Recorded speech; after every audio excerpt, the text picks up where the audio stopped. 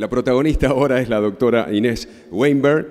Ella es jurista especializada en Derecho Internacional que se ha desempeñado en cargos judiciales en su país y en tribunales internacionales. En marzo de 2009, la Asamblea General de la ONU la eligió juez del Tribunal de Apelaciones de las Naciones Unidas, de la cual fue la primera presidente.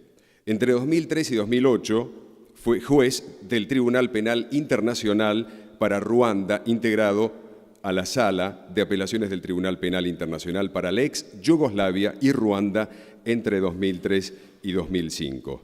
Fuerte el aplauso para recibir a la doctora Inés Weinberg. Bueno, y actualmente soy juez del Tribunal Superior de la Ciudad de Buenos Aires, así que estoy acá. Estoy muy contenta de estar hoy acá y con ustedes, porque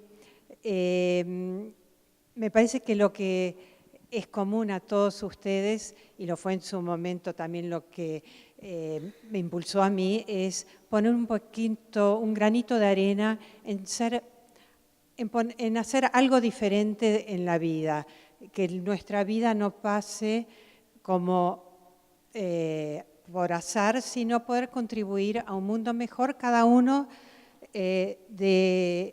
dentro de sus posibilidades. O sea, ser importante, que no es lo mismo que ser famoso.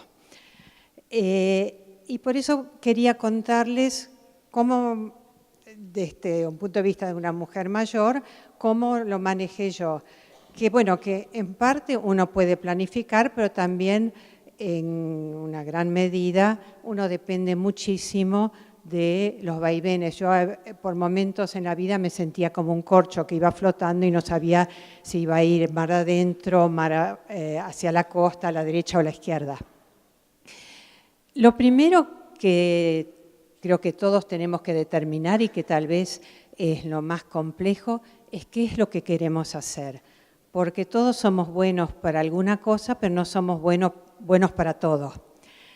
Y esto es importante porque para ser importante, redundancia, hay que trabajar mucho, pero también hay que trabajar mucho y ser feliz en lo que uno hace. Tampoco es grave equivocarse porque uno puede creer que una ruta es mejor y después cambiar. En el caso mío fue muy sencillo porque yo desde muy chica sabía que quería ser juez. Tenía siempre esa vocación muy marcada. Lo que no sabía era cómo llegar a serlo. Soy primera generación argentina, mis padres vinieron a la Argentina emigrando de la Alemania nazi, así que yo arranqué con una muy buena educación del colegio secundario, pero sin contactos, sabiendo a dónde quería ir, pero no sabiendo cómo iba a poder hacerlo. Me anoté en la Facultad de Derecho de la Universidad de Buenos Aires y cuando me recibí pensé que una manera de establecer lo que ahora se llama networking y además del networking prepararme era la carrera académica. Así que ni bien me recibí, comencé a hacer la carrera docente en la Facultad de Derecho. Y empecé a ver dónde podía obtener una beca para un posgrado. Como yo había estudiado en un colegio inglés, lo que aspiraba era a estudiar en Cambridge. Pero yo me recibí a los 21 años, tenía que esperar hasta los 25 para esa beca, y entonces cambié. Y apliqué, terminó de ahora, a una beca en Alemania, que era más fácil porque poca gente aplicaba a una beca en Alemania. Y esto ya implica un cambio, porque cada cosa que uno va en el camino decidiendo implica dejar atrás otras cosas. Para aplicar a la beca en Alemania tenía que practicar alemán. Yo tenía el alemán que escuchaba de mis padres, pero nunca había escrito nada en alemán. Entonces tomé el único libro que estaba en la casa de mis padres en castellano y en alemán, que era La rebelión de las masas de Ortega y Gasset, y empecé a leerlo en los dos idiomas. Y terminé con una beca en Alemania en el Instituto Max Planck de Derecho Internacional Privado y Extranjero. Me dicen que este es un timer, pero el timer no está funcionando, así que sería bueno si lo pueden colocar.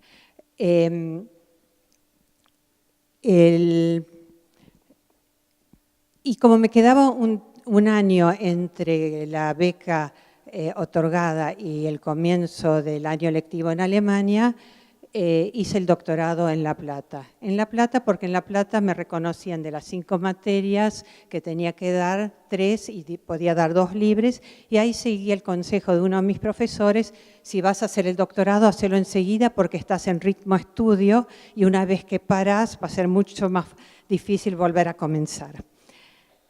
Y ya lo de Alemania fue una experiencia sumamente extraña, porque llegué al Instituto Max Planck que me habían recomendado.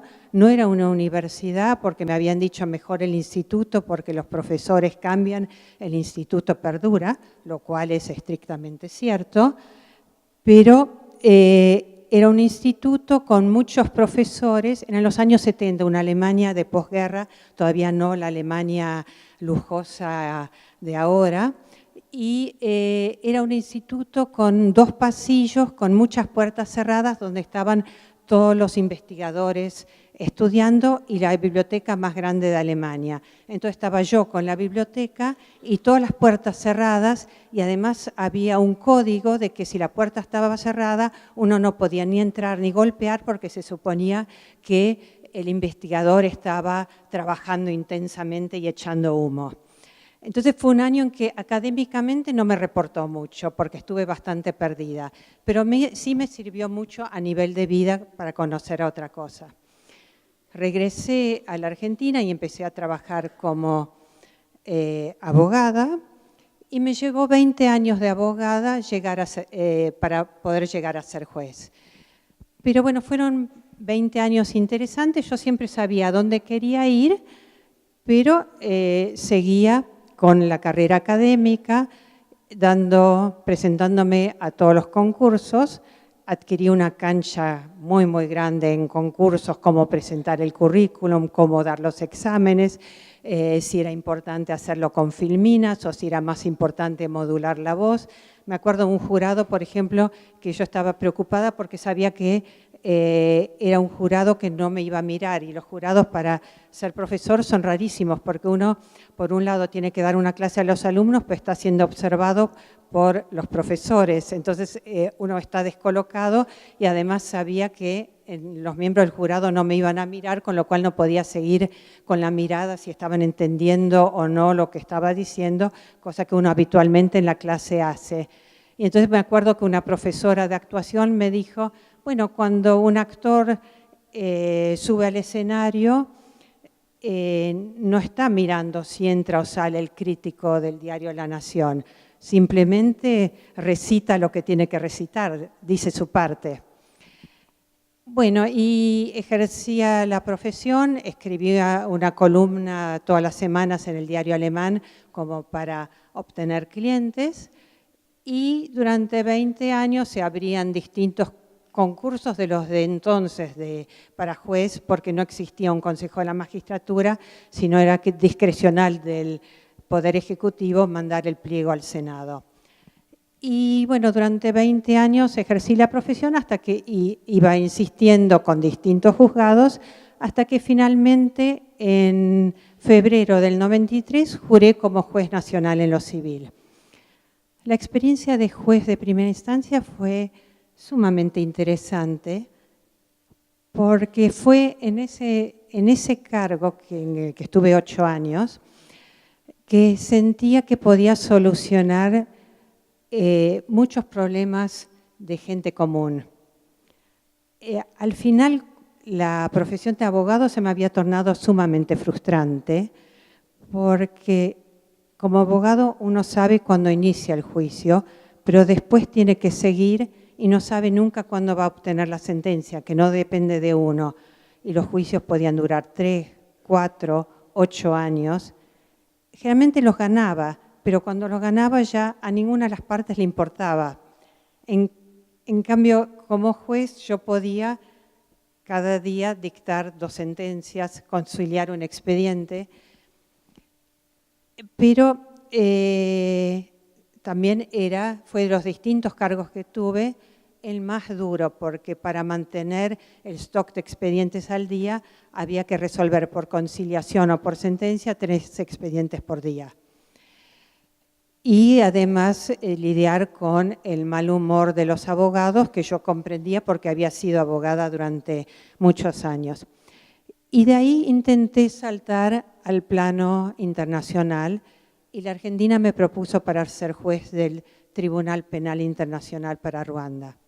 Pero luego retiró mi candidatura porque se había comprometido con un país caribeño.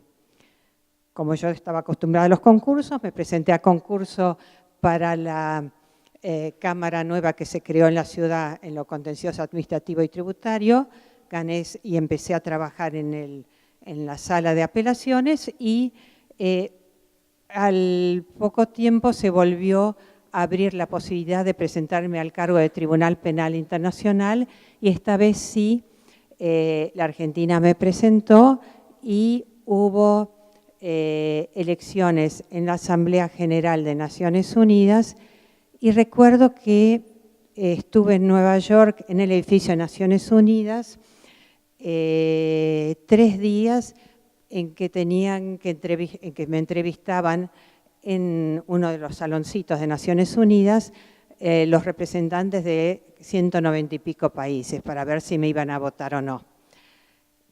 Y ahí, bueno, después de esta votación, en que salí elegida en la primera ronda, partí a Arusha, Tanzania. Y ahí fue un cambio muy grande. Me acuerdo que llegué y estaba totalmente perdida, y el juez de Tanzania, había un juez local, me dijo, usted se debe sentir muy perdida, porque yo estuve una vez en Venezuela y no sabía para dónde agarrar. El guarda de seguridad del tribunal me preguntó si me podía tocar porque nunca había visto una mujer blanca. Era ser absoluta minoría en un país totalmente distinto y con colegas de África, de Asia, América Latina, yo era la única, y pocos europeos, porque los europeos en general no querían vivir en el África, salvo un juez noruego que estuvo ahí muchos años. Y eso de que uno a veces planea, pero la vida lleva para otro lado, en ese momento me eligieron para integrar la sala de apelaciones del Tribunal de la ex Yugoslavia y Ruanda, que estaba en La Haya. Así que después de estar poco tiempo en Arusha, Tanzania, partí a La Haya por 2 años.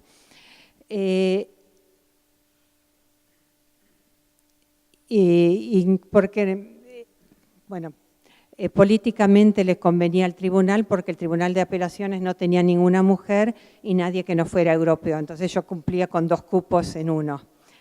Estuve 2 años en La Haya y luego volví a Ruanda, que fue la experiencia más importante porque fue escuchar los testimonios de víctimas del genocidio de Ruanda. Que ahí les hago un pequeño raconto, porque ustedes son muy jóvenes y esto ocurrió en el 94.